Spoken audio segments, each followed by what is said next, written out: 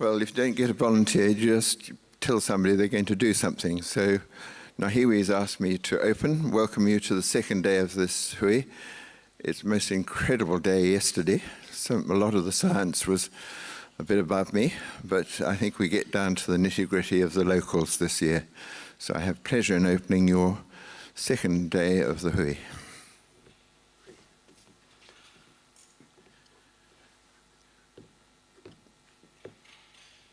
Whatever your faith, may you gain the presence of the wisdom of the people on the stage that we're going to hear today, and allow you to share with them as well. Amen.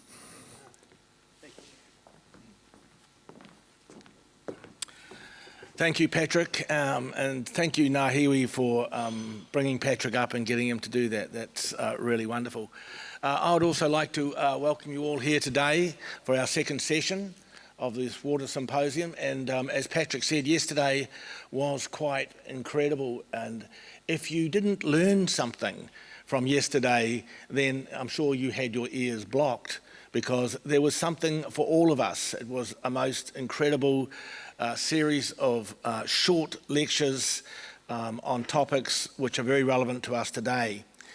From my particular perspective, being chair of the Regional Council, when this happened, it was a pretty dreadful event, one that we have to do two things. We have to put it behind us and we have to move forward, but we also have to learn from the experience.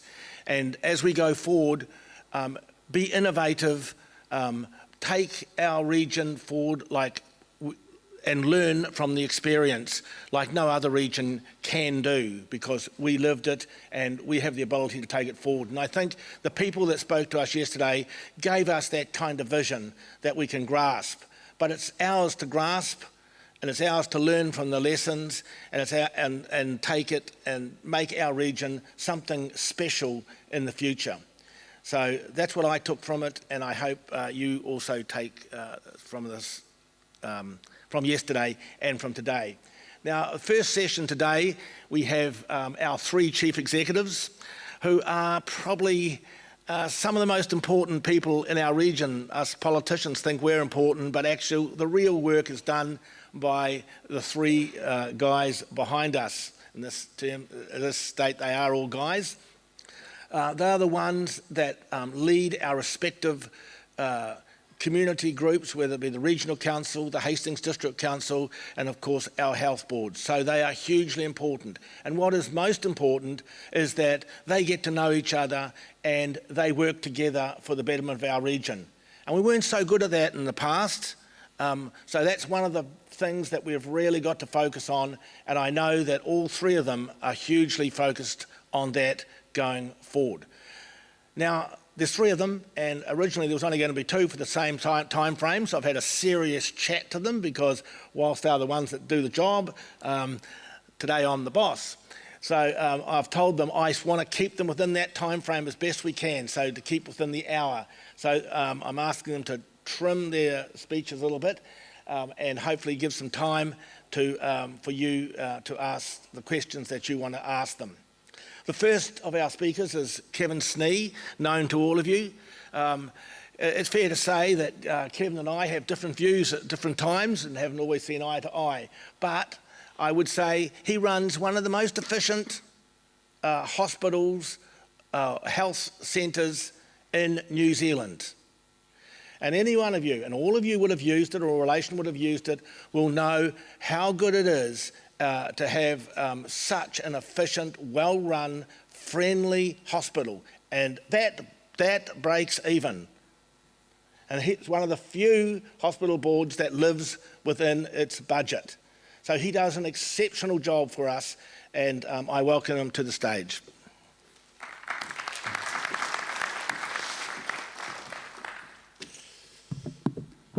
Thank you. Tēnā koutou katoa, no witness aho o Ingarangi ko Mersey Takoawa ko Snita Hapu, no Ingarangi no Airani Hoki au ko Mihiroa Te Marae, ke Mangawharo aho e noho ana ko o Te Moaki o Te Haora Matua o Te Matau Amahi.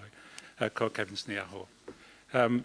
I want to start by sharing a video. I've got a few videos to share. I've got no slides, you'll be pleased to know. There was plenty of slides yesterday.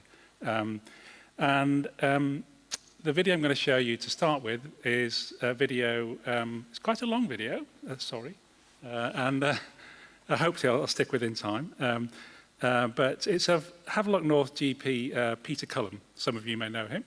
He was explaining what his experience was like during the outbreak. He was the unfortunate GP who was on call the weekend the outbreak happened. This was recorded in the middle of it. It was the following Friday. And I've used this video before, just clips of it. I'm going to show you the whole thing now. And you can get a sense that he was pretty tired, but he was reflecting on the experience. So if we could show that video.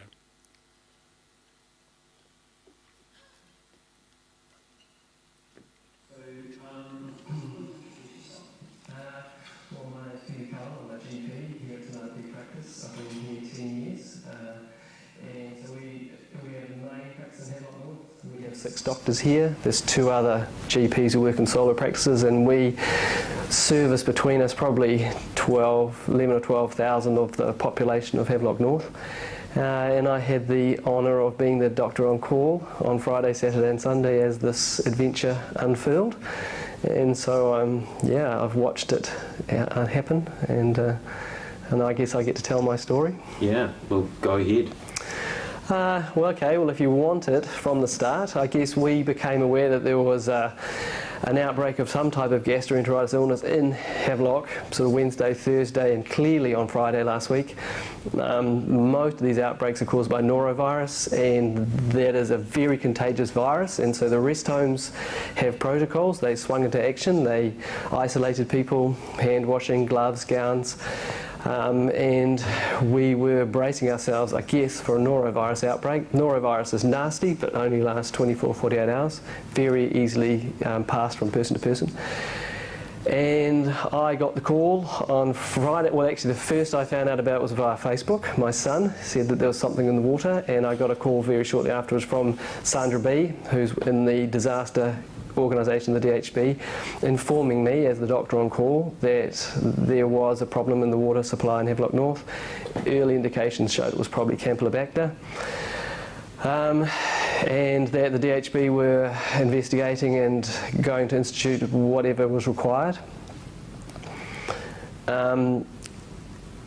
You may want to edit this bit, but so I spent Friday night wondering how things were going to go. I came into work on 8 o'clock on Saturday morning. We got a lot of phone calls within the first hour. Clearly this was going to be, a significant event. So at that stage I called in Nicola McKendry, Blaine Stride, a few of my colleagues. They came in. Soon after that it became apparent that someone had died overnight, and that was possibly implicated.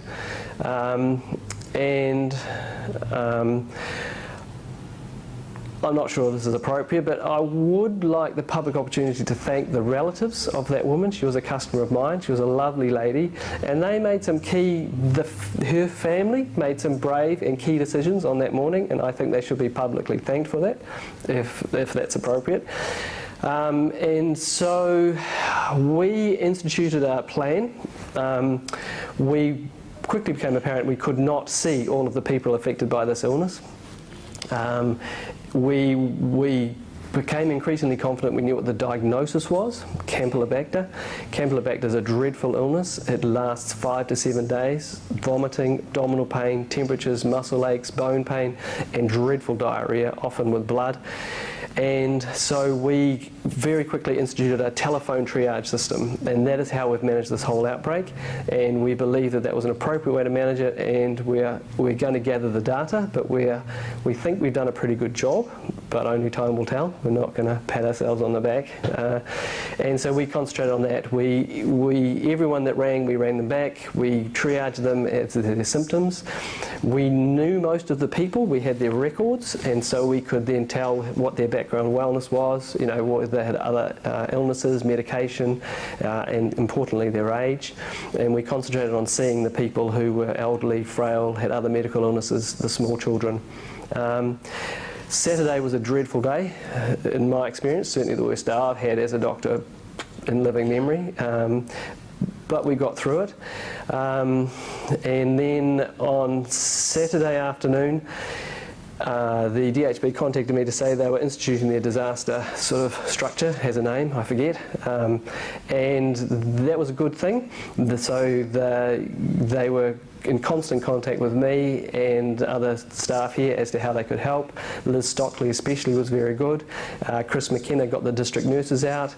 Became apparent early that the elderly were really suffering and they were a big group of people who needed support, and so the district nurses moved quickly into the rest homes, the rest home villages. Norovirus in rest homes is managed by contamination, isolation, but generally does not do a great deal of harm. Campylobacter was a different kettle of fish. What the rest homes were doing for norovirus was not sufficient, and so the district nurses really took that over. They contacted us for people they were worried about. They put up subcutaneous fluids and contacted us for intravenous fluids. Anybody who was clearly unwell went to hospital. The DHB were quite keen to provide resources, but we thought we had enough doctor staff at the time. Sunday night, we then instituted another layer of telephone triage. There's an organisation in Auckland called Home Care Medical, trained triage nurses, and they do our after-hour triage. And we, in conjunction with Mark Peterson and the PHO and the DHB, decided that we'd have multiple layers of phone triage. So anybody ringing on Sunday got the nurses in Auckland. They triaged the people who were clearly not particularly unwell but just needed advice. They put through to us the people that they felt were worried about. We then did a second level telephone triage with our, I guess, higher level of information, and then we saw the people who we felt we needed to see, and we sent to hospital the people who were clearly unwell. And so we saw people here. There isn't a lot we could offer people. Rehydration, IV fluids, the role of antibiotics is somewhat controversial, but we took that on a case-by-case basis. And so that's how we got through Sunday. Nurse support, doctor support. The team here was outstanding. I quite like that bit to make the cut because they need to know.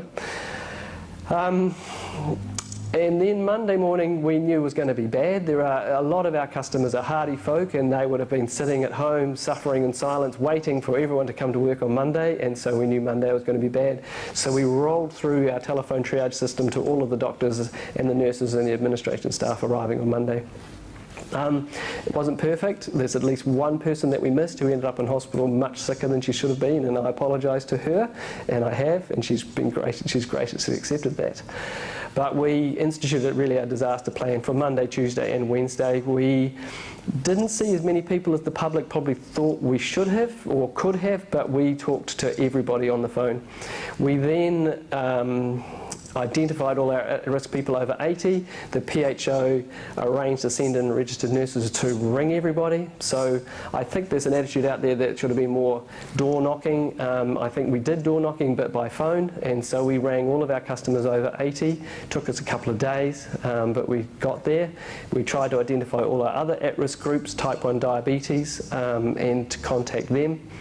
And we kept in daily contact with our most at-risk customers.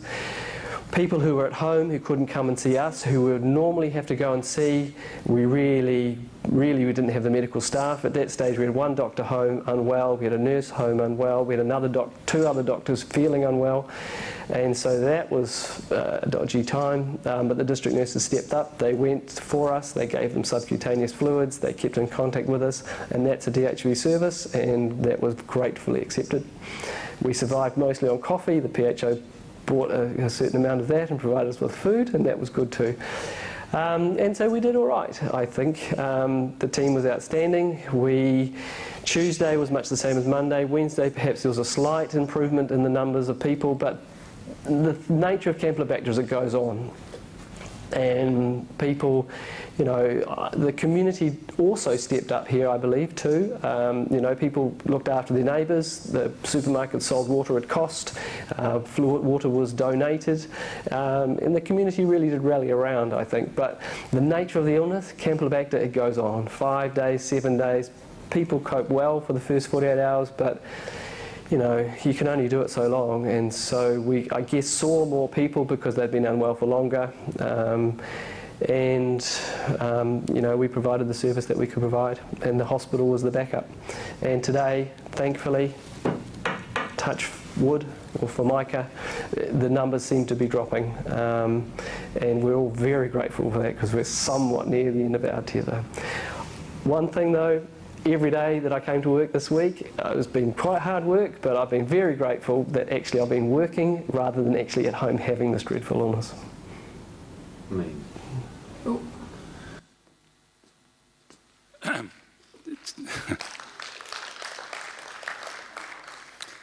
Takes you back, doesn't it? It's easy, the reason I played that, it's easy to let the distance of several months from the dreadful events of August dull our memory. What it was really like at the time. And I was you know, in amongst that with a number of people trying to understand what was happening, what we had to deal with, what the immediate problems were, and anticipate any future problems. Now, as a consequence of the outbreak, we now believe that 5,530 people were sick, but only 45 of those were hospitalised, which is a tremendous work that was done in the community. Otherwise, we could have had hundreds of people in the hospital, and that would have been very difficult to cope with. 60% of those hospitalised were over 70. 3 people died. 3 people developed Guillain-Barré disease, which is a potentially life-threatening neurological condition. 1 required ventilation of the intensive care unit. We estimate that around 500 people developed an arthritis as a consequence of this, and 220 of those had prolonged ongoing symptoms. We're unsure of the longer-term health problems, and we have applied for funding to do research into that, and hopefully that'll be underway soon. But with the benefit of hindsight, it could have been much worse. Hard to think it could have been much worse, but actually it could have been. So if the chlorination of the water had been delayed, it could easily have been delayed by 1, 2, 3 days. And I'll play an example in a minute where it was delayed for several days. Had the good work not been done in advance of this incident to put in place enhanced community services that supported general practice, had the work not been done to introduce innovation in general practice like the telephone triage referred to, if the working relationships between the organisation and the health system, had they been poor, this would have been a very different story, but they're not. Had it been a failure of the Hastings water supply, not the Havelock North, it would have been a very different story. And had it been a different organism, such as E. coli 0157 that was referred to yesterday. And I just want to play a clip of from Walkerton, which was Canada's worst ever E. coli contamination.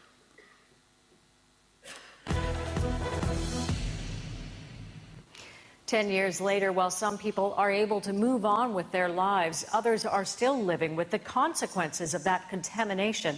The CBC's Red Sharon reports.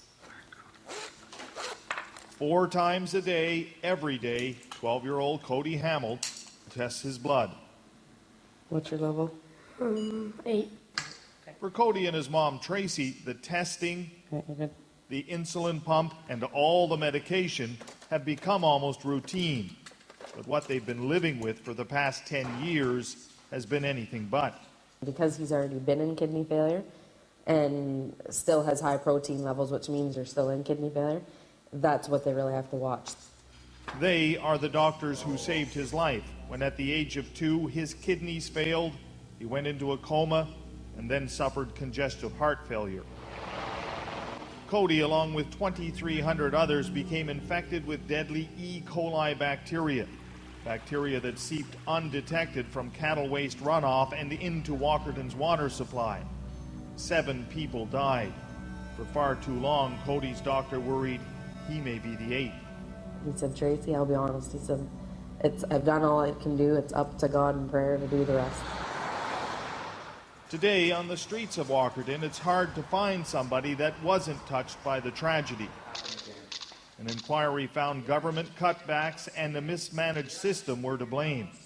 The inquiry also discovered something else. Walkerton wasn't the only community with a problem. Could have been anywhere. That's the big message. dozens of other communities were at risk and didn't know it.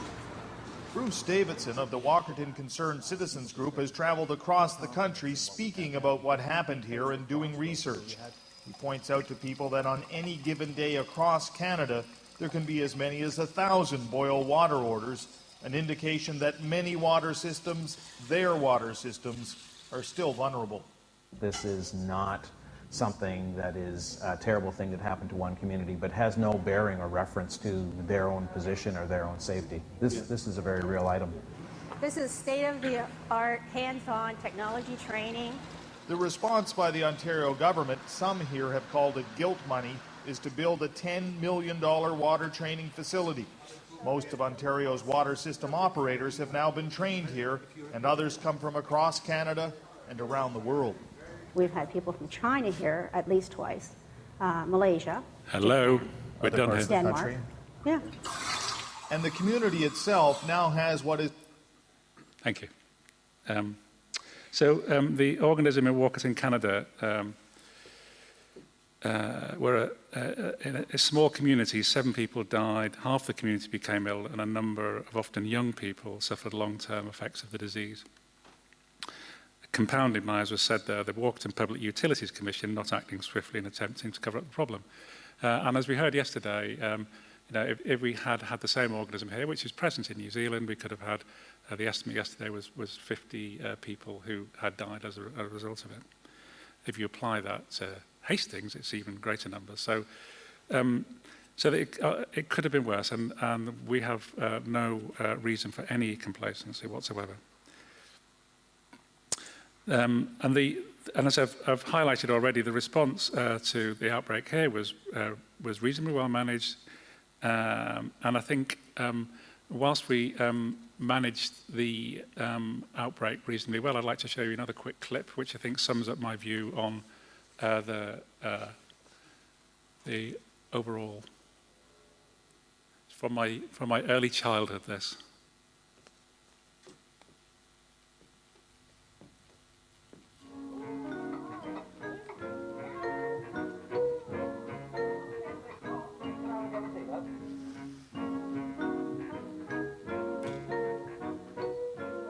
A burst pipe. Here's what you should do. Shut off the water immediately at the stop valve. If you don't know where it is, find out now. Then, if flooding continues, turn on the cold taps to empty the storage tank. But remember to turn off the immersion heater, or put out the boiler if you have one, before turning on the hot taps. Find the burst pipe and bind it tightly with waterproof material. If the water has come in contact with any electrical fittings, turn off at the mains. And then, when you've done all that, call the plumber. Well done, sir. An object lesson in dealing with a burst pipe. What a pity you let it happen in the first place. What a pity indeed. So, what has the inquiry told us to date about why it happened? Well, it said there were unusual weather conditions, just like in Walkerton, actually. Only this time it was in Walkerton it was cow feces. This time it was sheep feces, and in Walkerton it was a boar that was a problem. Here it probably wasn't the boar. We failed to protect the aquifer, a lack of understanding of the aquifer, and to take effective steps to assess and manage the risks of contamination, e.g. the management of the many uncapped bores. Failure to monitor, e.g. compliance with water, take permits, failure of management, lack of appropriate supervision and delegation, failure to look after our infrastructure properly. The condition of the bores has clearly been shown to be substandard. Failure to plan appropriately, both for the long term and for emergency. Lack of an appropriate water safety plan and good contingency planning for the outbreak. Failure to keep good records, for example, of the maintenance of plant equipment. Failure to collaborate and liaise. And, the legal prosecution in the middle of the incident is an example of this. Failure of enforcement, given the level of non-compliance over several years. Failure to see the risk that was unfolding. The pattern of transgressions should have been an alert that the aquifer was no longer secure. A failure to competently assess the Brookvale boreheads. Failure of memory. We seem to have a collective Alzheimer's. the outbreak in 1998 had largely been forgotten. That's a lot of failings, and we all share our responsibility as organisations for those failings. So we have a responsibility as leaders of local organisations to ensure that not only does this not happen again, but that we take the learnings from the incident and apply to all of our interactions going forward. What does this mean, in my view? Well, for the District Health Board, one of our greatest concerns is the way that the drinking water assessors operate in Hawke's Bay. They're an unusual arrangement, in my view. They're housed in the District Health Board, but they have separate accountabilities outside of the District Health Board for the drinking water standards up to the Ministry of Health. And we don't have a mandate to support and monitor them. So I've written to the Ministry of Health and the Director General and proposed that the District Health Board be mandated to take on this role. And I think that should be the pattern nationally, not just for the drinking water assessors, but fully for the public health function, which has separate accountabilities. And I propose that we start this with immediate effect. In terms of our partnerships, they should no longer be primarily informal, under-resourced, sometimes narrow and competitive. Our dealings with each other across organisations need to be highly professional, transparent, formal as well as informal, and supported by properly resourced process. Collaboration isn't easy, actually. It's quite hard work, and it needs to be worked at. Our views about risk need to be supported by evidence and communicated well with the public. The public should be better engaged in decision-making about the risks we collectively take and the resources we deploy. Our collective resources should be pooled and shared where that can be demonstrated to provide public benefit. Wasn't that what we committed to in response to the failed amalgamation? Didn't we commit to sharing and pooling collective resources for the public good? There'll be more to come in phase 2 of this inquiry, and I believe the recommendations are likely to have a profound implications for the way we work together and the way we manage our water resources, our Tonga. We need a different mindset going forward, one which is more open to learning, collaborations, and recognising that none of this is easy. It requires hard and systematic work to put right, but in the long term, that hard work will pay dividends for our community as we go forward, dealing with things, kanohi ki te kanohi, face to face, pokahiwi ki te pokahiwi, shoulder to shoulder. Tēnā koutou, tēnā koutou, tēnā koutou katoa.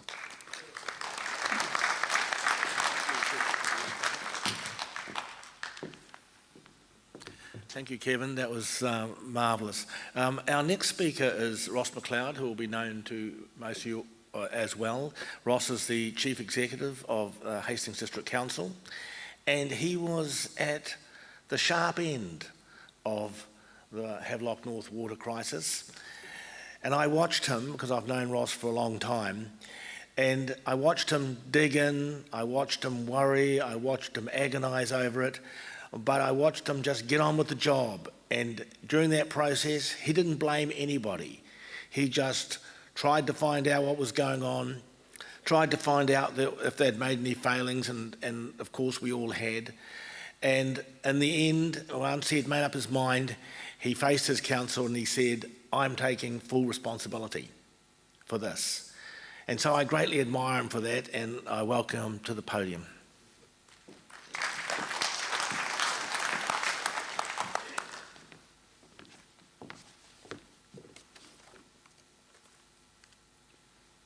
Kia ora koutou, good morning, and thank you all for coming.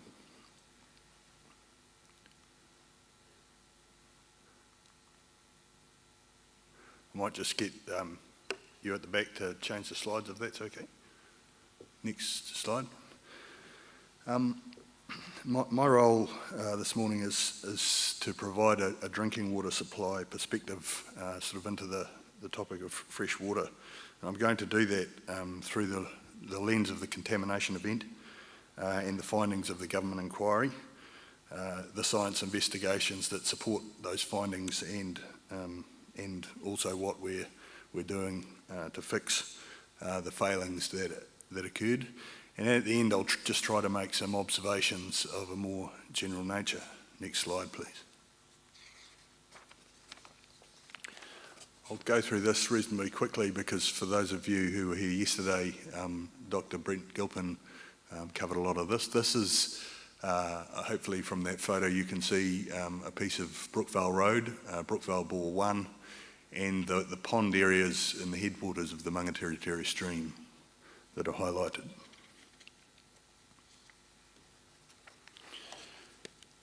Next slide, please. When we were sort of faced with the event and then trying to investigate what had happened, we engaged Tony Cousins from Tonkin and Taylor and some other advisors to quite systematically try and investigate the issues. The bores were an obvious possibility, but so too was the catchment area. You heard yesterday about the genotyping work, tracing it back to sheep feces. We had staff do a equivalent, I guess, to a crime scene investigation, walking every square metre of the catchment area. But we also use things like ground penetrating radar, and this diagram shows those black spots are sort of where we found the confining layer of the aquifer to be at its thinnest, and gave us an area to do more in-depth investigation. Next slide, please. That led to us doing the dye testing, again, that was talked a little bit yesterday. That's fluorescein dye. That was in conjunction with the Regional Council. There was a fluorometer placed on the outflow of the bore that was placed in the, flooded the pond to the conditions of the August 5 and 6 weather event. And the bore was running sort of for a time that matched that 5 and 6 of August, where that bore 1 had been turned on on August the 3rd, I think. And we were trying to match those conditions. Next slide, please. And that's the test result from the fluorometer that showed just after 2 or 3 days we had a very clear fluorescein result coming through. It had gone in the pond, down through some sort of opening into the aquifer, flowed through the aquifer to the bores operating in their normal manner, and had been drawn into the water supply. And obviously we were running to waste at that time, not pumping dye into the water supply. Bore 1 was shut down and disconnected and has subsequently been decommissioned. But that was the result we got. That was quite clear science. Next slide, please. So that science work led the inquiry to find that it was highly likely, and most probable were the words they use, that was where the contamination had come from, entered into the aquifer, and had been drawn up into the water supply through bore 1. I think if people are, there's the page 50 and 51 of the inquiry report is where the sort of detailed commentary on that is, if anybody's interested. We don't know why that happened now or in August of last year. There's conjecture about that, and some theories have been advanced. One was that there was some trees that had been felled in and around that pond, and that over time the roots had firstly pierced the confining layer and then had rotted and degraded and created openings. Another theory advanced was shifts in an earthquake. And we heard yesterday about earthquakes can have impacts on aquifers. And another theory is just that ground conditions change over time. We look back, when those bores were last consented for operation was 2008, and we look back at the science work that had been done then.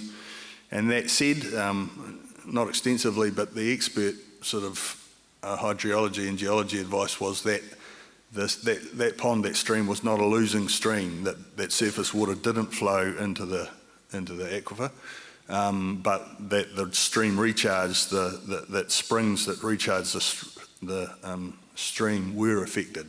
So we didn't think at that time, and the evidence we had was that it didn't flow into the aquifer there, but subsequently that has been proven not to be right anymore. Next slide, please. There was also quite a lot of conjecture around whether the water had gone down the bore, and the inquiry found, based on the science, that it was much less likely that the contaminants had entered the water supply by the bore. There were faults with the bore. That was certainly one of our failings. We thought the bore was in good working order, but it did have some faults. There was a faulty gland seal, at least one where the cable was too small for the seal, and that could have allowed water down the bore. But we have sump pumps which didn't work in the power cut, but we do have flood alarms on those bores, and that flood alarm is battery powered and was found to be working. So we believe the science and engineering investigations tell us that the water didn't get high enough to go down the bore, and that sort of position is also supported by the fact that even in dry weather after August, for several months, we got, when we were testing the bore, we got positive E. coli and Campylobacter samples from the bore. And it's also supported by the fact that the age testing results that we do on our water supply from Brookvale Bore 1, which we took the samples in May, 3 months before the contamination event. We unfortunately did not get the results. You heard the age testing yesterday. It takes about 6 months. We unfortunately didn't get the results fully until November, but 14% of the water being taken from those samples was less than 6 months old. So that also supports the issue of young water getting into the aquifer. Next slide, please. I've actually been asked a question in advance about bores and how they work, and the question was why don't we just block off the screens and take water from the bottom of the bore? Actually, the way bores work is the screens is what lets the water into the pump. So the screens are an integral part of the bore. They allow the water to be drawn from the aquifer into the bore and down, and the pump sucks them up into the supply. So just for the person that asked that question, there's a little bit of bore design. I'll just talk a little bit about the age testing of Brookvale water. Under the drinking water standards, we're required to do age tests each year, and this just shows what I was talking about before with the samples from May done by GNS Science of water from the Brookvale bores. You see there that bottom one, which is the cumulative fraction, that's just over 15% is within that first 6 month period, or within that first year. So the threshold for a secure water supply is less than 0.005% less than 1 year old, and quite clearly it would have been handy to get that before August, but that is showing quite clearly the water is no longer secure from that bore, and we know that now. Or from the aquifer source, should I say. We've also had some wider testing results across the Hiratonga Plains that are interesting, and these are mean residence time rather than the minimum residence time, or that 0.005% threshold. What's the water less than a year? These are the mean residence times, and you can see varying times there. But we are seeing some reduction in mean residence times across our bore network where we're drawing from in the aquifer, and that's over time. Now, we don't know what that means. It's certainly something that we've agreed with the Regional Council we need to together do further work on, and we've initiated, all of us and with Napier as well, getting all of our data and more data to GNS to study that further. I would say that the testing regimes for age testings have apparently improved, so we're getting more accurate. So that could be having a bearing in what we're seeing there. Those Eastbourne Street That's a very deep aquifer at Eastbourne Street, I think about 70 metres. That is, quite a shift in mean residence time. It could be down to testing, but it's certainly something we want to investigate further. In Wilson Road and at Lyndhurst, Wilson Road is now below the secure supply threshold. So there's more than 0.005% under 1 year old at Wilson Road. So we're chlorinating in the immediate future, and the inquiry will no doubt come up with some recommendations to government around treatment and chlorination. But we are in the process of designing and tendering for a UV treatment plant for Wilson Road.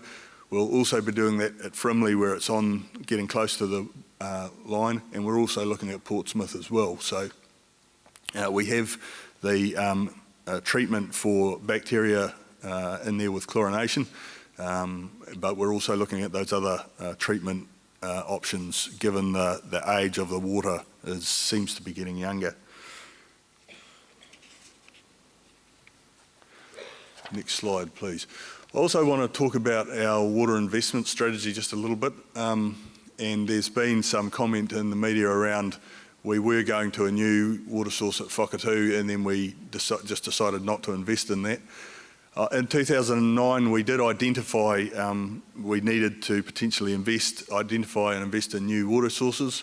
We have had the Brookvale bores consented through to 2018, and we agreed that we needed to do some work with Ngāti Kānunu to see whether they were concerned about stream depletion effects. We wanted to move so that we could deal with those stream depletion effects and either withdraw from Brookvale or have a reduced reliance on Brookvale, because it's very handy from a resilience point of view to have a water source over that side of the Karamu stream close to Havelock. But we did a detailed study. We signalled Whakatū could be a new source and piping it to Havelock.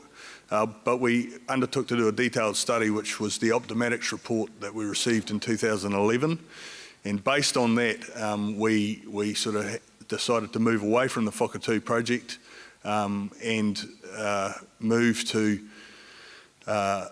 reducing reliance on Brookvale bores. We're still doing work, or going to do work with Ngāti Kānunu on exactly what that means. Increasing the use of the Frimley bore field, and we opened a new bore last year in Frimley, and increase our pumping capacity in the network. And you'll see the work that's just starting on Tamata Road and in Hiratonga Street, that it's allowing us to move water around more effectively, so we can avoid have more resilience, B, avoid the summer shortages we had last year with all our Brookvale field out of operation. Next slide, please.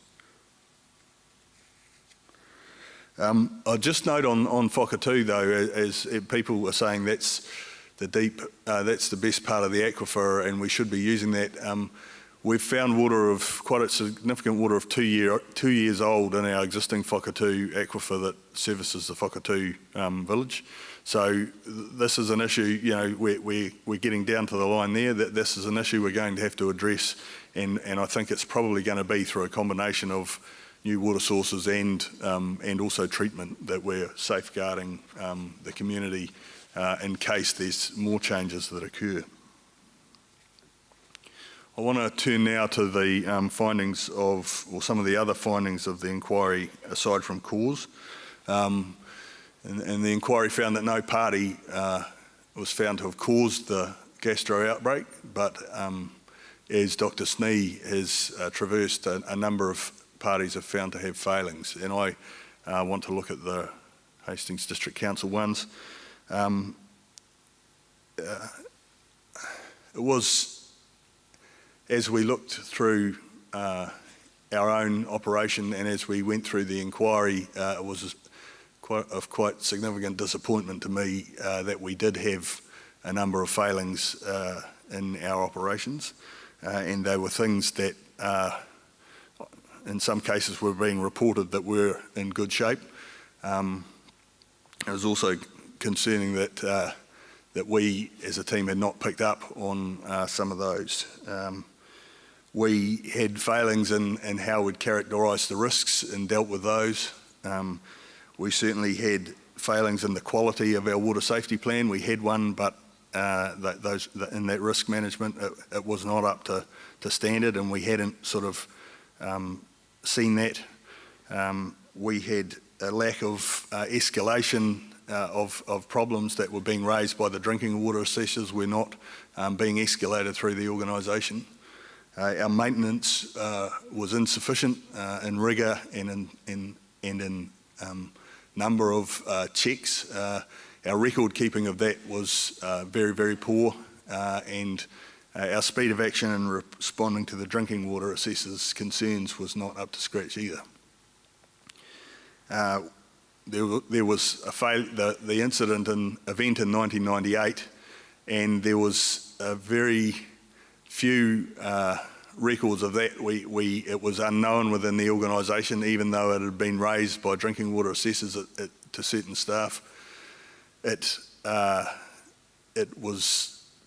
had to search high and low in old archives to find any mention of it when it emerged. So there was a failure to learn from 1998, and at that time it looks like it was not taken seriously enough at all. It was not even reported to the council at the time. We can find no record of that. We had not good enough collaboration with our partner organisations, and that's something we're certainly working on now. That resulted in missed opportunities to try and prevent the sort of cause that we had and other issues. And we had insufficient plans and documentation, no emergency response plan of a credible nature, and other failings. I'm certainly, there's no doubt in my mind where the accountability for those things lies. While we did not cause the event, I'm very apologetic. I've apologised to the council and I apologise to the community for the fact that those failings had been allowed to occur. And I've talked to the council about that and their focus and mine, and their instruction to me was to get it fixed. This not happening again is their absolute number one priority. So I'm certainly unhappy that those failings were there, and we are working with a great deal of focus to fix them. I just want to talk about some of the things we're doing in that vein. We've got a number of actions underway. We've talked about collaboration. We have a joint working group that's chaired by Chris Tremaine as an independent chair, with the District Health Board, Drinking Water Assessors, the Regional Council, and also Napier have joined that group that is focusing on structured and formal collaboration, working through everybody's plans. We've got work going on which we're sharing and doing together around catchment protection, and I'll talk a little bit about some of that work in a minute. We have placed a significant emphasis on maintenance, inspections, record keepings and new systems to keep a track on all of those things. And those are working well, and where things are due to be carried out, the computers light up all over the place, and if they're not carried out, they light up even further, and it's escalated through the system. We're doing two types of testing for E. coli daily, and we're testing weekly for protozoa risk. That's a level of testing infinitely larger than the drinking water standards, but at the moment that is what we think is necessary.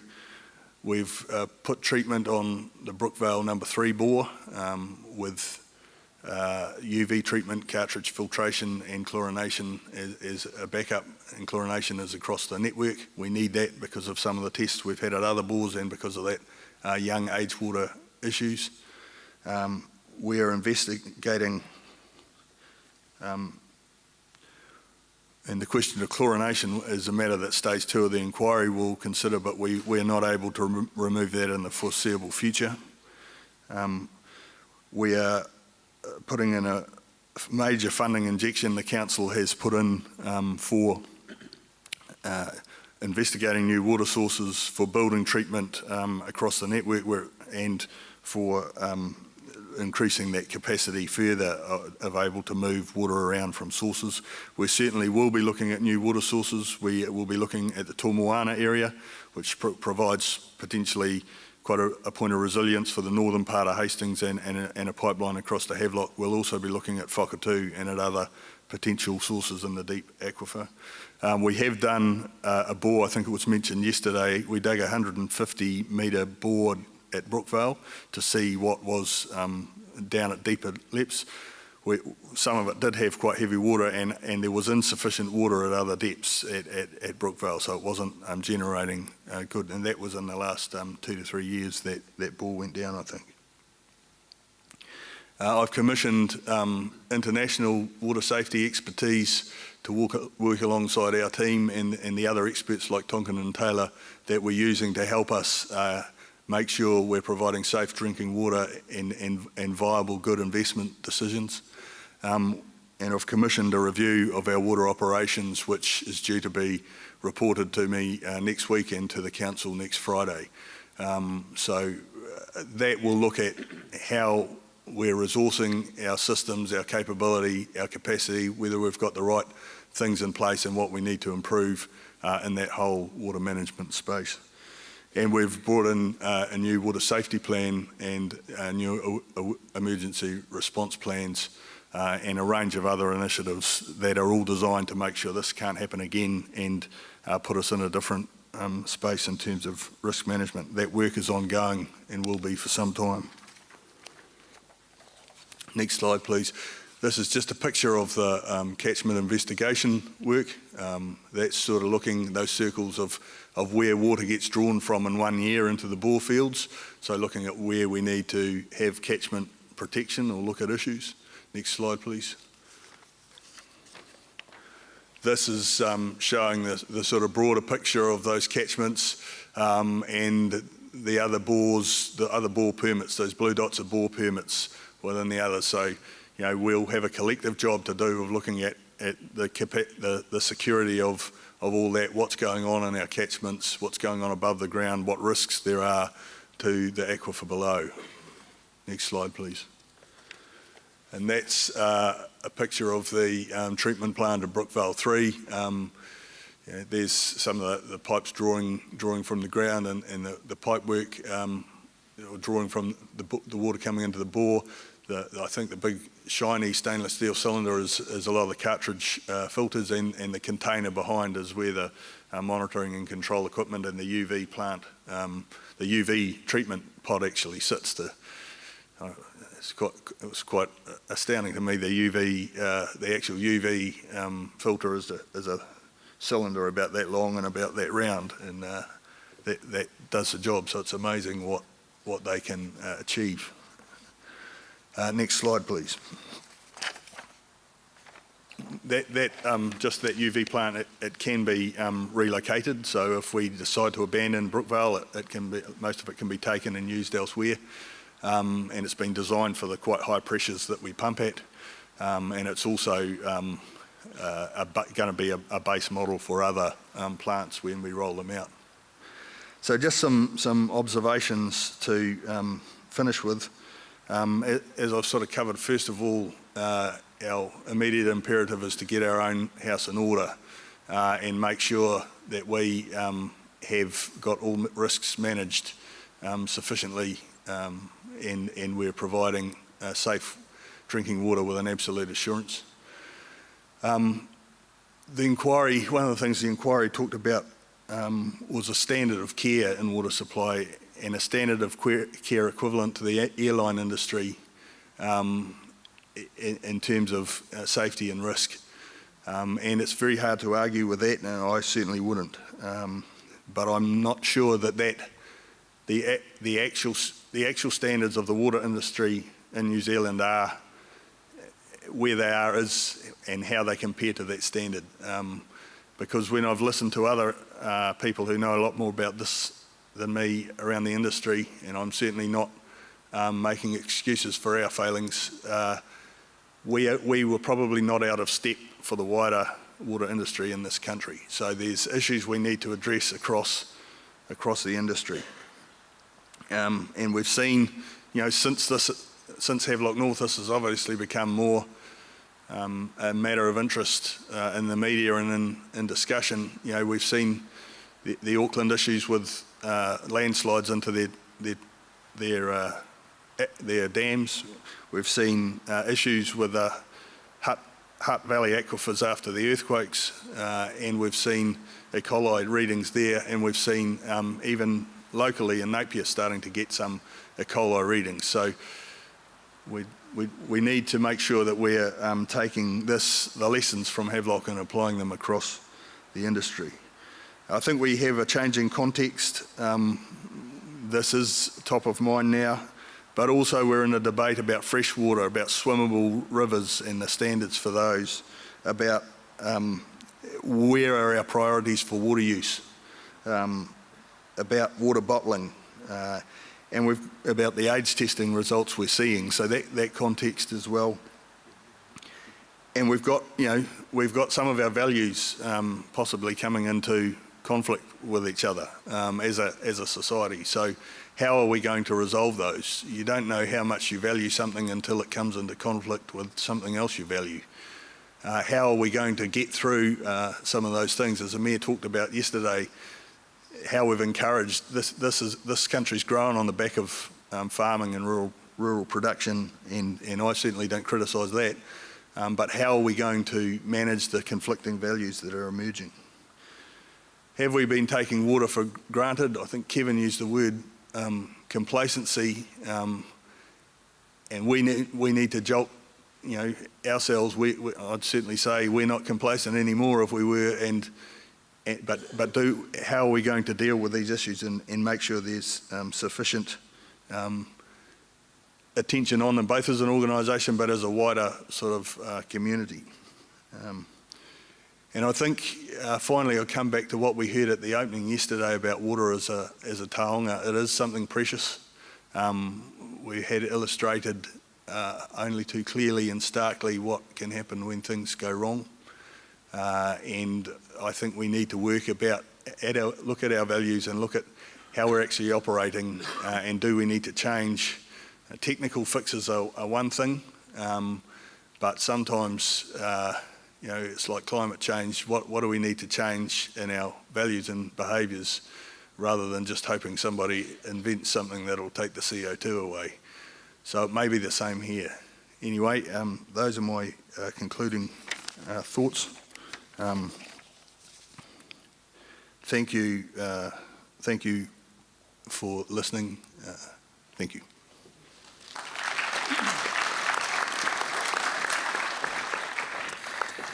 Thank you, Ross. We're already over our time, as I suspected, so I want to introduce our third speaker on this particular panel, James Palmer.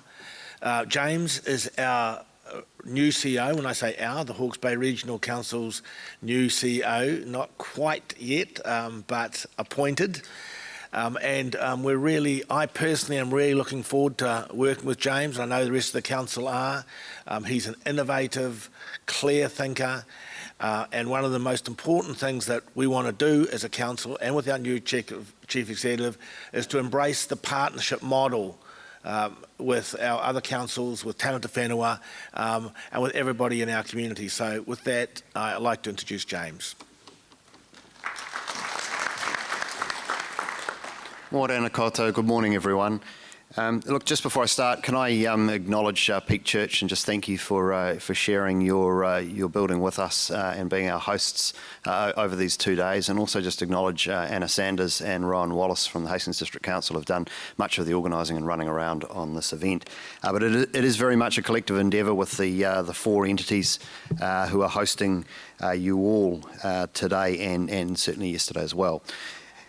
Look, I want to, given that we are running over time, relatively rapidly run through 3 key things. The thing I wanted to cover first and foremost, and essentially front foot, is what the Hawke's Bay Regional Council failed to do prior to this event, and contributed either directly or indirectly to what unfolded.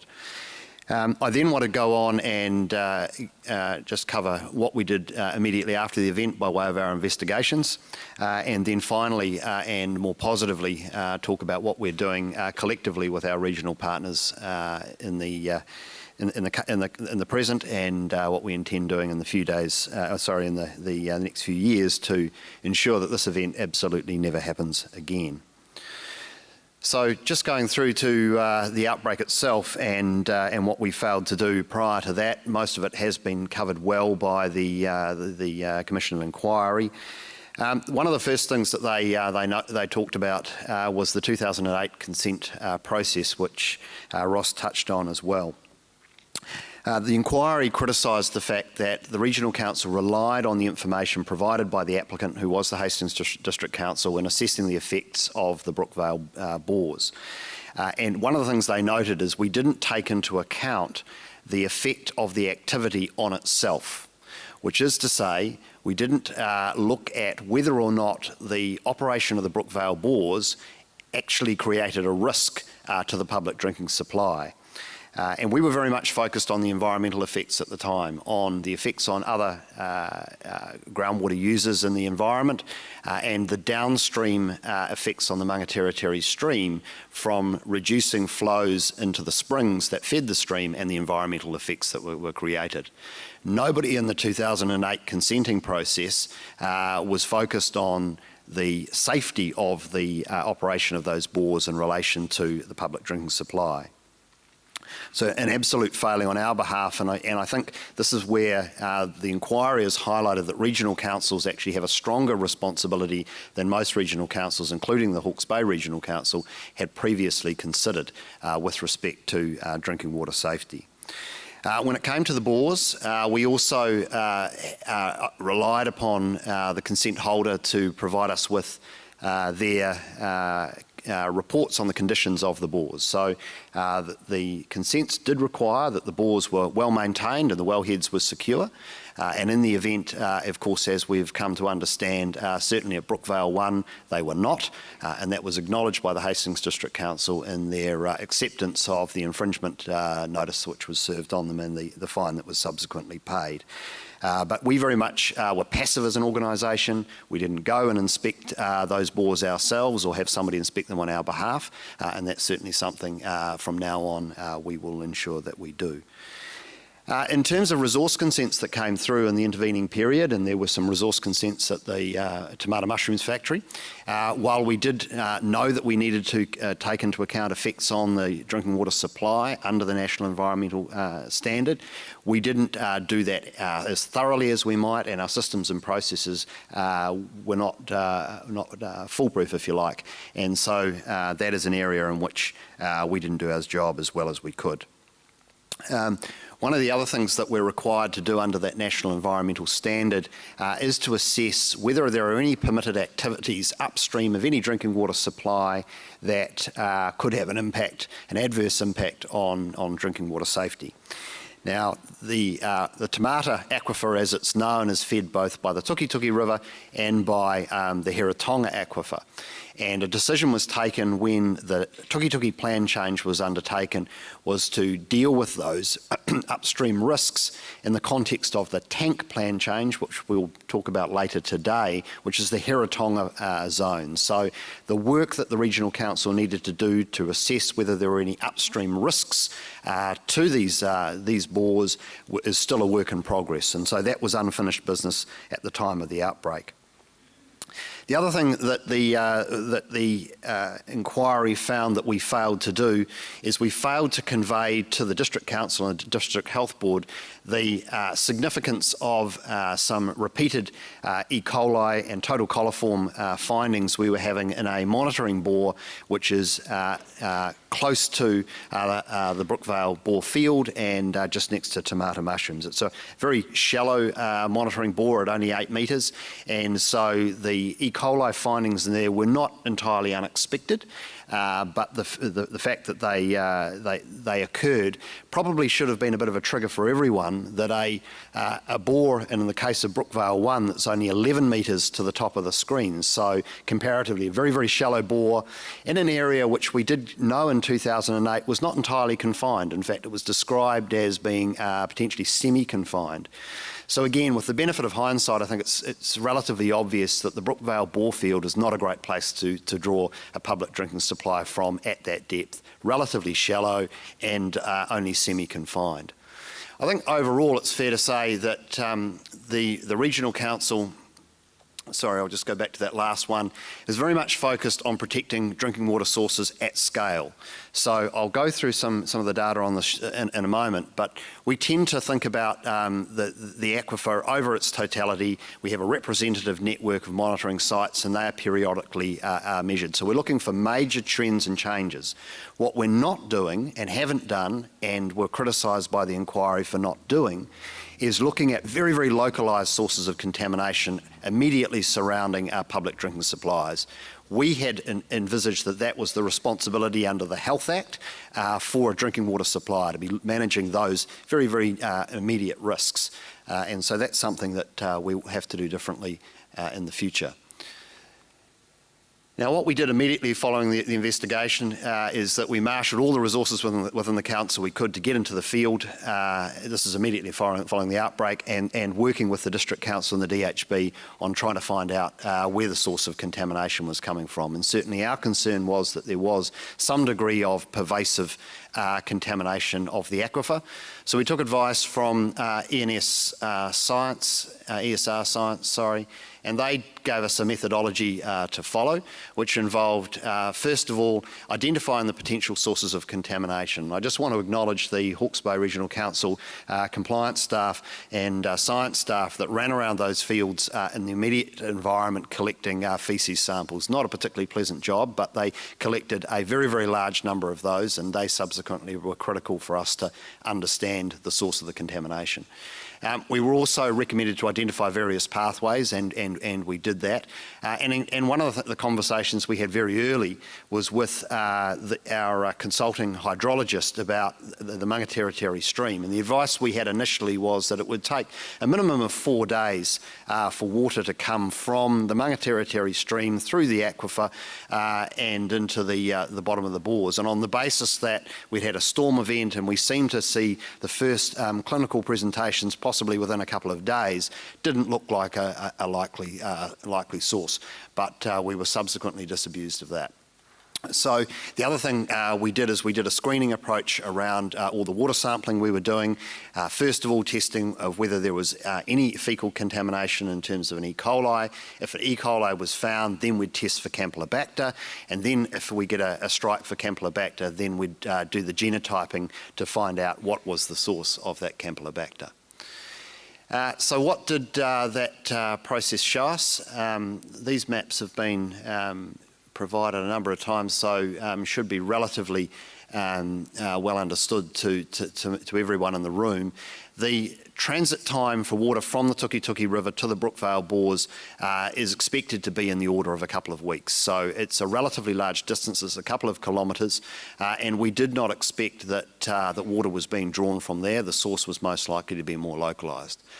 The map that you have before you shows that in the sampling that we did in bores between the Tukituki River and the bore field and around the bore field, that we did not find over 3 different sampling regimes over a couple of weeks following the outbreak any E. coli anywhere other than within the bores themselves and in the Tukituki River. We did find total coliforms in a smaller number of bores, and total coliforms don't represent fecal matter, they represent organic matter such as leaf litter that has broken down, and that can quite commonly be found in relatively shallow bores.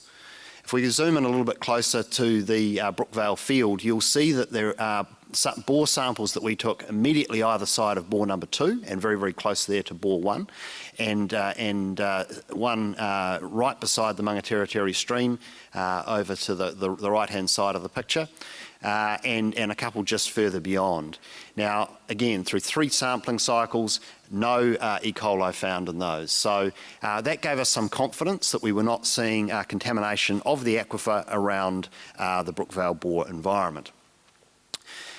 We also did surface sampling, and what that showed us is that there was very high E. coli counts in the surface water around the bores. No surprise about that.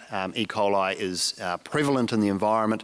We do expect to find it, and particularly in an agricultural environment where you've got a lot of decomposition of matter and you've got a lot of fecal matter. So that was not surprising. So we were finding it in the surface water. We weren't finding it in the groundwater around the bores. So there must have been some kind of pathway in operation.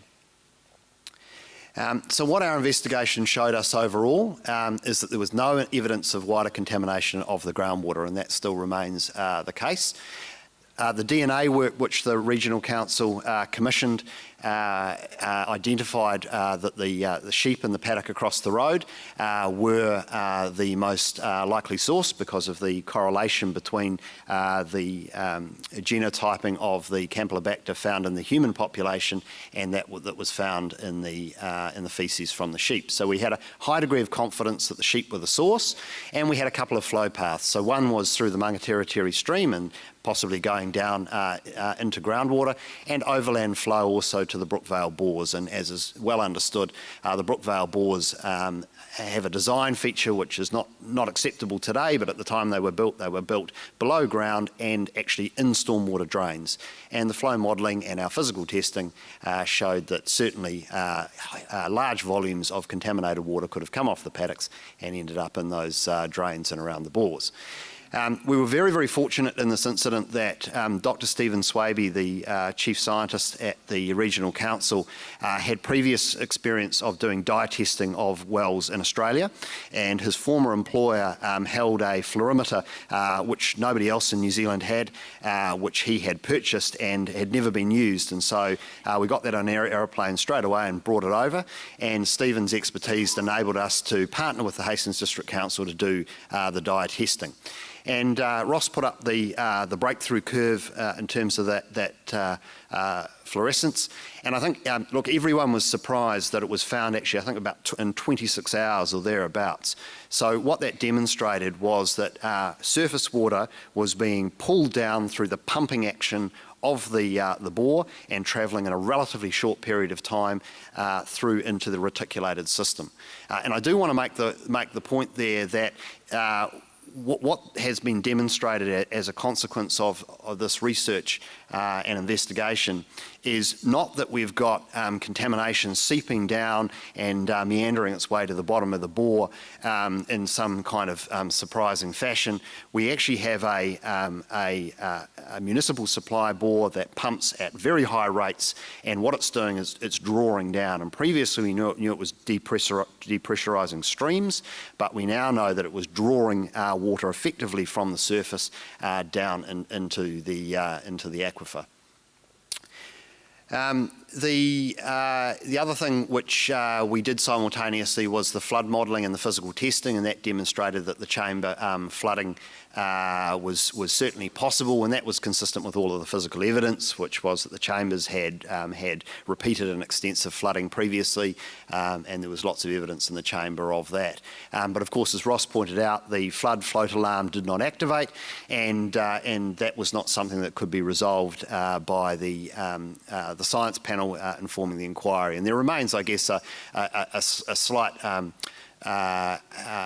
degree of an unknown factor as to how you could have had such heavy flooding and how you could have had two relatively long power cuts when the sump pumps couldn't operate, and how therefore there couldn't have been some chamber flooding of some significance, particularly given that there's evidence that that had occurred previously. But we do know that there is that pathway from the Mangateretere stream, so it is possible that multiple pathways were occurring at once, and we'll never know the answer to that. The thing I do want to point out about the chambers and the wellhead is that the Regional Council was responsible for enforcing the consent conditions for those to be in good order. So it has been suggested in the media that possibly the Regional Council's focus on that as a potential pathway was something of a smokescreen around the Regional Council's responsibility for the broader aquifer. And I just want to point out that the Regional Council has accountability for the fact that if indeed the wellheads and the chambers were a contributing factor, that we take responsibility for the fact that we didn't do our job for enforcing those consent conditions. So just briefly, quickly, and touch on the wider aquifer. We have a state of environment monitoring program 4 times every year. We monitor 32 sites across the Heretaunga Plains, and we report those in 5-year tranches, so we are reporting any trends. The blue dots up there show where there's 100% compliance with the drinking water standard, and the yellow is I think 80 to 100%, and then 75 to 90% is the orange, and then you have the very poor outcome of 50 to 75%, which is fully non-compliant. We've got one red dot there, and you'll see, I think I've got a slide that's a little closer on that. No, I don't. That one red dot represents the monitoring site we have near the Brookvale Bores, which, as I said, is relatively shallow at 8 metres and has historically shown E. coli. And I think that really demonstrates that Brookvale bore field is not an ideal place to be taking water from. But the broader aquifer, we see continuing confidence in a high level of water quality. There's a table of the samples across the Heretaunga aquifer. The overwhelming majority of those are 100% compliant with no E. coli found, and you will see down there about 3/4 of the way down bore 10496, which is that one down near the Brookvale Bores. So overall, we have a relatively confident picture of the state of the aquifer.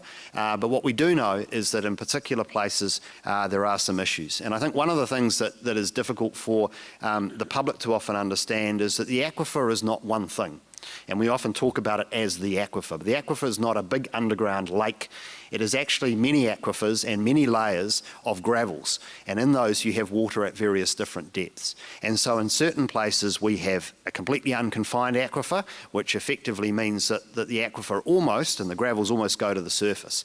And in other areas we've got confined layers, and we've got some confidence that the water down there is very old and has had a long pathway to get there. And then we have bits in between. And so where different bores are located, they're going to have different risk profiles.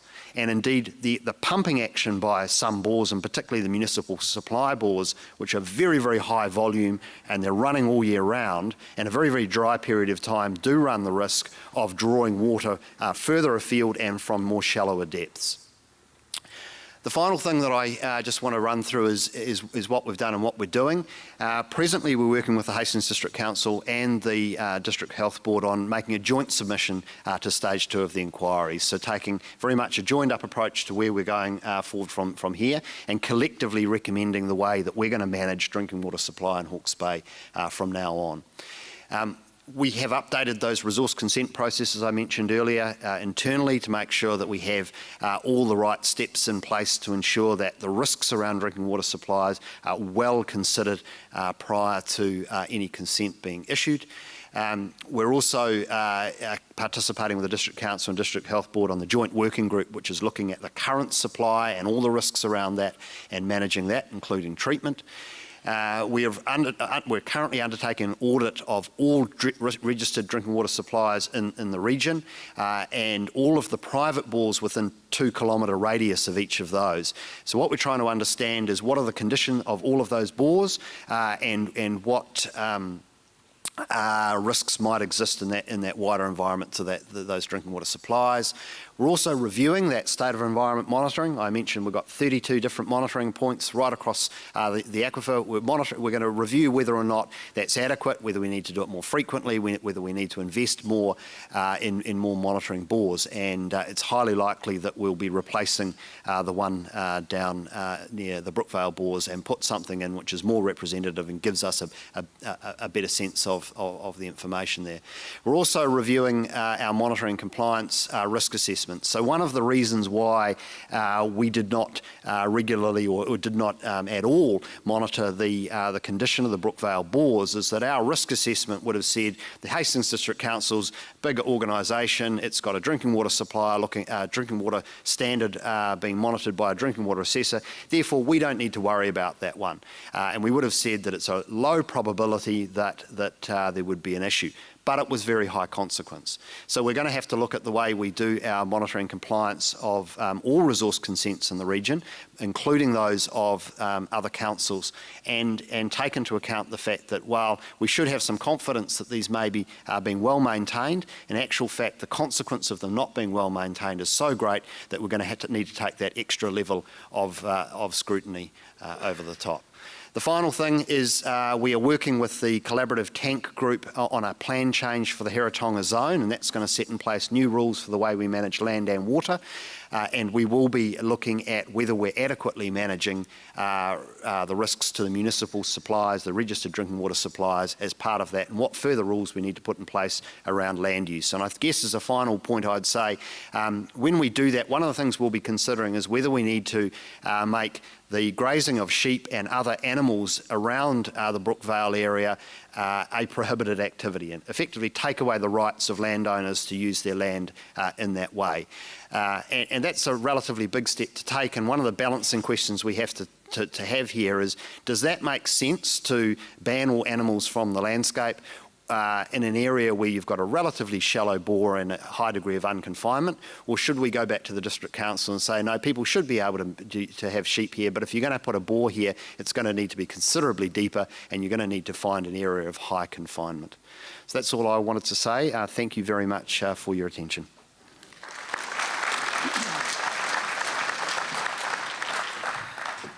Thank you very much, James.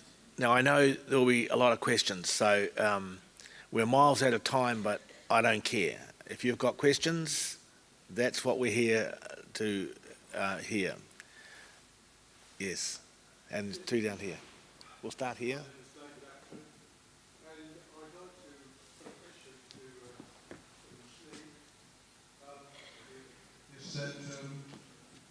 In his catalogue of gross operational deficiencies, he mentioned that the 1998 Campylobacter outbreak was not reported to council. What does he mean by that? Was it not reported to council staff by a contractor? Or really, what was it? I think that's me. I mean, it was not formally reported to the elected council. And you would have thought, I know this event has been significantly discussed by the elected council, both formally and informally. There's no record of that happening in 1998. But your council staff were fully aware of the problem? At the time, the staff, a limited number of staff, it would appear, were aware of the problem. Thank you.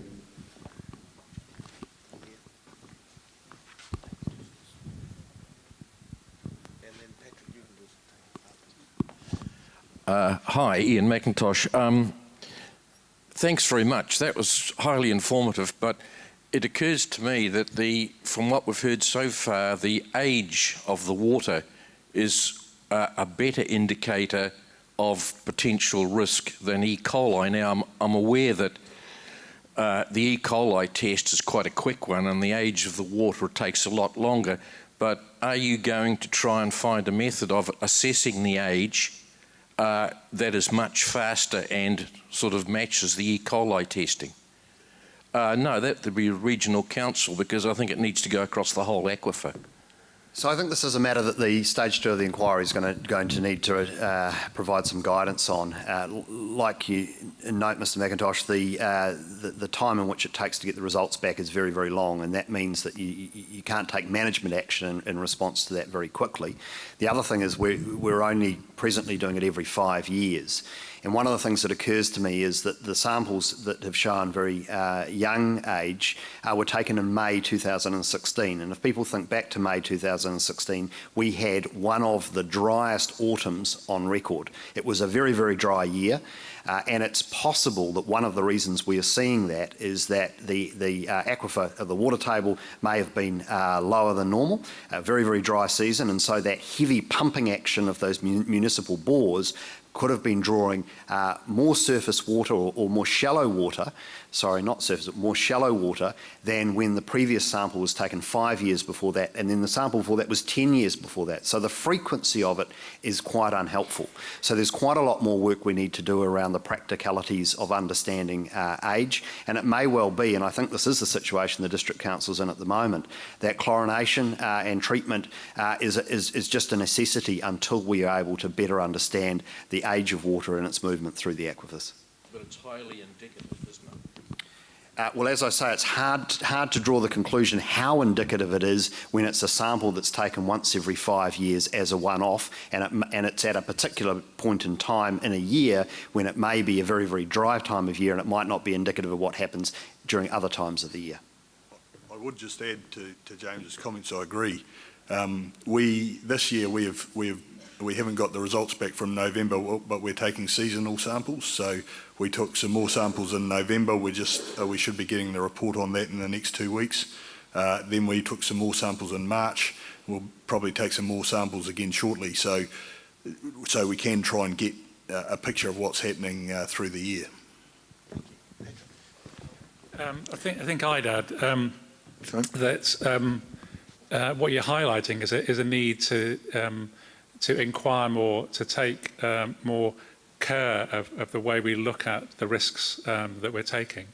And actually, we should apply, as I think has been said once or twice in the last couple of days, the same rules that apply in the level of risk in the airline industry and the health system. Actually, we cannot. The consequences are so potentially grave if we get this wrong that we need to invest a lot more resource in inquiry and monitoring. Patrick Dingemans again. The sooner all the Brookvale bores are shut down, the better, I would think. I understand 1 and 2 are already shut down. The question I would like to ask is that I went to the inquiry last day, and the regional council CEO at that point said that he agreed to an undertaking of consultation. Now, this symposium most probably is an example of that. Are you happy with the way that consultation is going at the moment, and does it need some further improvement?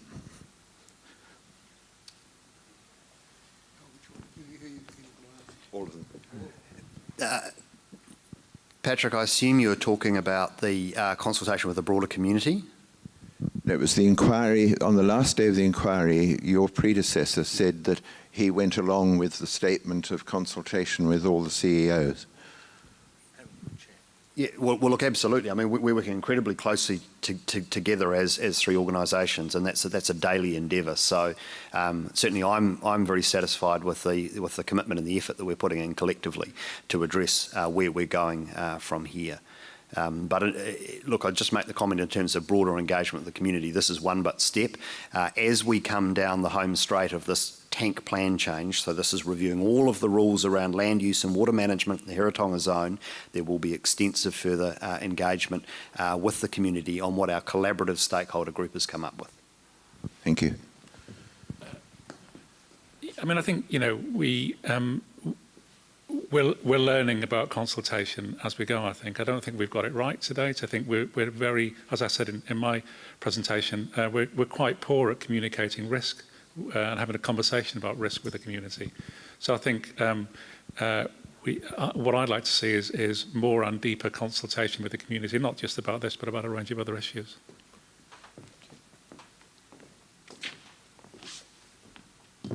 So I agree with both of my colleagues. I think this is a work in progress in terms of working between the three organisations. I think there's been an order of magnitude shift in informal consultation. We've got the joint working group working together. As CEOs, we're often discussing how this is working. We've got a joint approach to most of the issues in stage 2 of the inquiry. So, and the teams on the ground are working together more closely as well. So I think that is there. Thank you. Bruce. Just to adjunct to that, do you think Napier City is 16% of the abstracted volume? Should not be at this?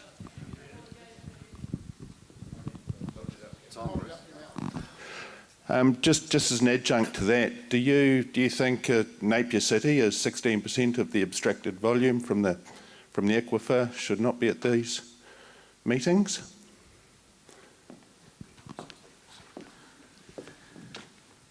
Thank you, Bruce. That's a great question for me to answer, isn't it? Could you answer that, please, Rex? When we started, said that we were going to have the symposium, it was agreed between Mayor Lawrence, Nahiwi and myself. And we, because we felt that the heart of the problem was with our constituencies, we did talk to the Mayor of Napier and said we'd really like him to be involved. He thought it was a bit early for them, and he said that they wouldn't be involved in this particular one, that it was a bit early. So our option was not to do it because we really did want to be collaborative, or to just proceed without them. We decided on the latter.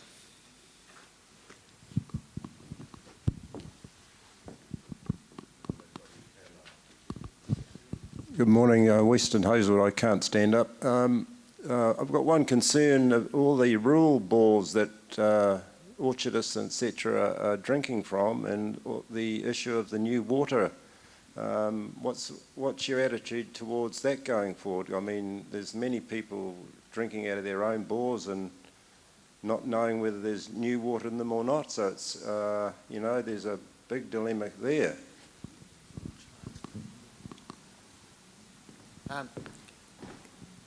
Everybody that has their own drinking supply, self-served supply, is incurring some degree of risk.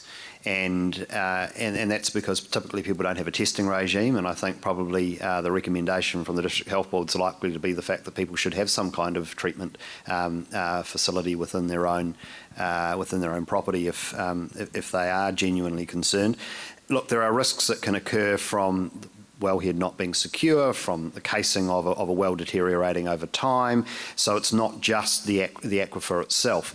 In terms of that younger water, we can't be definitive about this, but there's probably reason to believe that if your well is at depth, and we're certainly seeing most wells going in for private supply these days at 50, 60 metres, and that you're not close to a major pump take that is drawing large volumes, then you can have reasonable confidence that the water arriving in your bore has some age to it and is relatively safe. But these are the sorts of things that I think going forward we're going to need to work much more closely with bore owners about with respect to the risks that reside around. And I think it's a wake-up call for everyone. I mean, we've got 8,000 bores across the region, and many of those are very old as well. So part of what we're doing as a regional council is we've written to certainly those that are of most concern immediately, and we've put some publicity out through Irrigation New Zealand to all bore holders about the risks that they inherently face. Yeah, well, in my situation, my bore's at 42 metres, and I'm down the road from that Frimley bore that they've commented there's new water showing up in.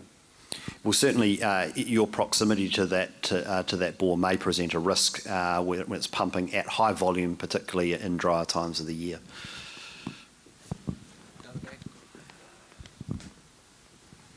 Two people down the back. Yes, good morning. Thank you very much for the clarification. And my name is Sarah Gerard. Does this sound funny? Yes, right.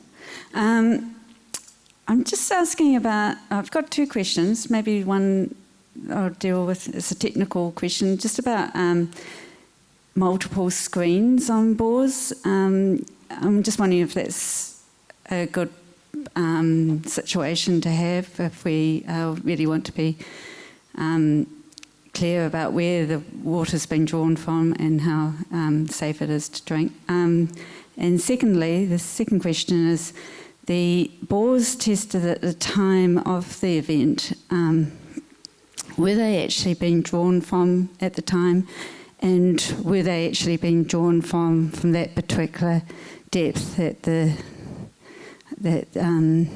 the bore one was? Thank you.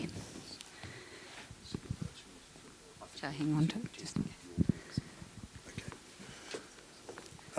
I'll start with the first part and then I'll just ask what bores you're talking about for the second part. But I think the screens on the bores are part of the standard design of the bores, certainly the ones I'm familiar with.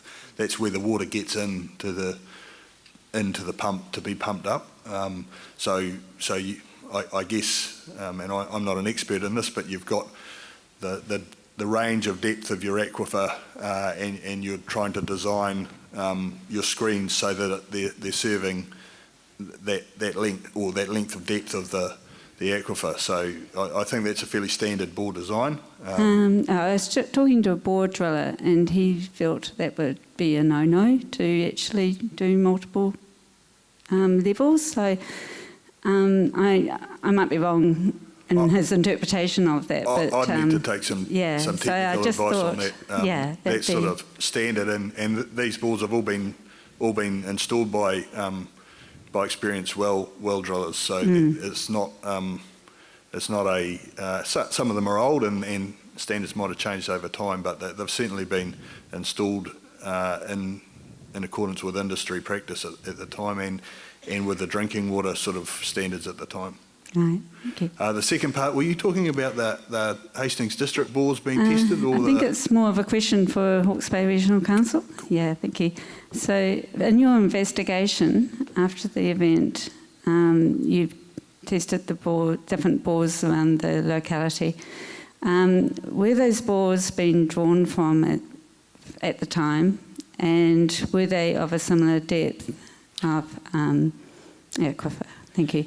Sarah, so they covered a variety of depths, and I couldn't off the top of my head tell you what those different depths were. The ones very, very close to the Brookvale bores in the paddocks immediately either side were of comparable depth, which was pretty critical for our confidence around the question of broader aquifer contamination. You're probably aware that there's not artesian pressure down there, and so the water doesn't come up automatically or naturally out of the bores themselves, so they did have to be operating to take the samples from them. We may have tested some of the uncapped bores in the environment that were discovered as part of the investigation as well, where there's no pumping infrastructure on top of that, but I couldn't tell you. I can find out for you after the event if you like. All right, thank you. There's one question down the back first. Okay, Rex, thanks, Rex. Just one more.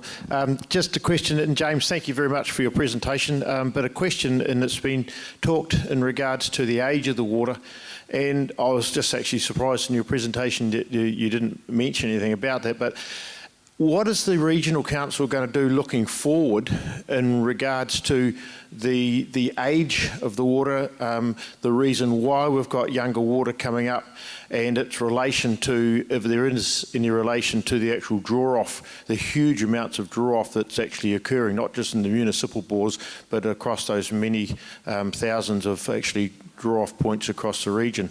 And I understand it may be up to the tank group to actually come to a conclusion on that, but I just wondered what the Regional Council itself are actually looking towards in relation to that age factor. Rod, I'm not sure whether you were here yesterday. There was a presentation on the science program, and we'll cover a little bit more this afternoon on the tank group session. What we've done is we've commissioned GNS scientists to do a representative sample of water ageing across the Heratonga zone. That information, and that will be repeated on an ongoing basis, that information gets fed into our groundwater model, and the groundwater model is the single biggest science effort that this region's ever undertaken. It's the first time a regional council's ever used a supercomputer. We have a three-dimensional model with millions of data points, and what we've done is we've taken every single piece of data and information known about the aquifer, including water age, to understand where is the water, what is the age of it, and how does it move over time in a three-dimensional sense, and then what is the impact of taking at various different points from that. And we can look at what's happening today, and we can also do scenarios around changes to our allocation of water and pumping rates, and see how that affects the flow of water. That then informs what we call contaminant fate and transport modelling, which tells us where contaminants from the surface will end up over time and how quickly they end up there. So this is it's a very complex piece of science, as you can imagine, and it is the single biggest effort by the regional council in the science space right now. That will inform the tank group in terms of the rules that we need to put in place and the controls going forward. So it's brand new science. We're still playing with the scenarios and things, but you can have confidence that we're essentially doing everything we can with every bit of data we can to understand the behaviour of the aquifer. Thanks for that. It's good to see you actually addressing the source and rather than parking the evidence at the bottom and treating it afterwards. Thank you. Thank you, Rod. Jenny, down here.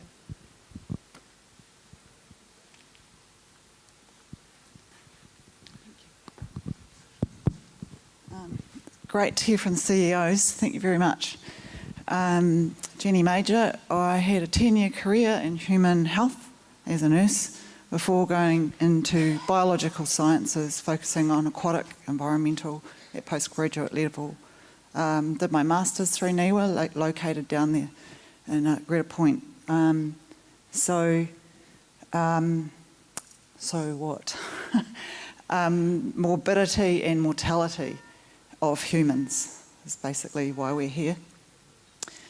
Thank you, Kevin, for punching us between the eyes and snapping us around the ears, because if we're going to come out of today with a new direction, then I think we need to cast our vision into a few more dimensions. So what I'm about to offer as a suggestion, hopefully, is the tax and rates that all Hawke's Bay people pay. Some of that funding, I hope, can be allocated to Indigenous peoples of this land and of these waters. So in the expertise that we heard from Uwe yesterday around water age was exciting. And the microbial man, he was exciting. And somebody else in the last panel yesterday. So what they each said was that nothing is fixed. This is all evolutionary. So in our thinking as a community, we need to be evolutionary. And I liked what Nick Jones had to say yesterday, that the biosphere contains the sociosphere, which contains the econosphere. And I totally agree with him that climate change is the determinant of where human health will be. Therefore, it's a determinant of where our economies are going to be. So we do have to refocus. And that brings me to my question with a little bit more detail. So in Bolivia, the president is Indigenous, Gonzalo Morales. And once he became the president, then the focus went on Pachamama, Mother Earth. So it is a crime to commit, it's a criminal offence if you damage Pachamama. So what we brought here today to talk about is a crime towards Pachamama, Mother Earth, Papatūānuku, Tangaroa. Well, we're not going to whip ourselves because we're not in that business. Yeah. However, we've got beautiful examples like Wanganui River. where Wanganui is now seen as a human. And because of that precedence, rivers throughout the world are seen as humans. So how we treat a river is, let's now rethink. We're looking at morbidity, we're looking at mortality. So Standing Rock, for example, woke the world up. Meanwhile, no one died there. We had 3 deaths at the same time that Standing Rock was going on. So what I know about New Zealand in the Pacific context is that we are now the new Hawaii. I'm involved in the voyaging community. So throughout the Pacific, there are about 8 Hawaiis. And throughout the Pacific, we are now regarded as the current day Hawaii. The reason being, this is the centre of excellence throughout the Pacific. I'm told by a gathering number of healer friends that Hawke's Bay is the centre of the vortex of Hawaii. So this critical issue that has brought us here today, look at the opportunities. Marvellous. Yes. So with the CRIs that Liz explained, we have direct relationships with. I know as a postgraduate student from Niwa that there are now Māori sections attached to each CRI, and what I'm going to propose and for consideration from our CEOs is that a percentage of the budget in each of the projects involving the CRIs is dedicated to a mātauranga Māori perspective, please. Because if Māori values had been factored in all our legislation, we wouldn't be here today. So the word Mangateretere means very, very fast-flowing stream. So if you take the name of something as an indicator to its norm, that should help us understand our environment and put some, in such a way we can support it as true kaitiaki. So question, please consider, or would you consider a proportion of the budget with each CRI dedicated to Te Ao Māori perspectives? Thank you. Thank you, Jenny. I'm not going to pose that question to them right now. I'm going to let them absorb it because we're well over time. And so I'm going to end this session on this, but I'm sure these gentlemen will be available to you over the cup of tea break and lunch break to have a chat, because there's a whole lot of questions that you would like to ask them.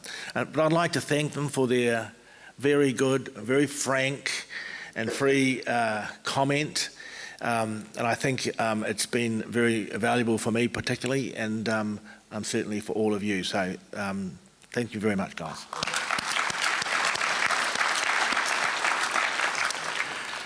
Now I'd like to ask Sean Bevan, who has been an absolute gentleman patiently waiting there, to come on, and I've asked him if he could trim his presentation to you so that we can break for a cup of tea. We're going to be late for that as well, but thank you, Sean. Thank you. You've been a scholar, mate. Boy, after listening to all that, it makes economics pale into insignificance, I feel. It's all about people, isn't it?